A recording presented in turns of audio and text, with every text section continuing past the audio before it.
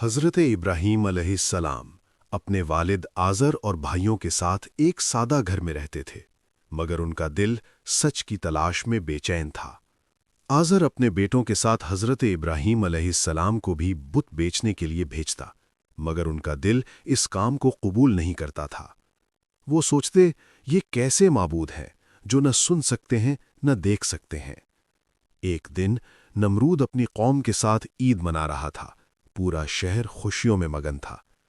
آزر نے کہا، چلو ہمارے ساتھ عید منانے، مگر حضرت ابراہیم علیہ السلام نے انکار کر دیا۔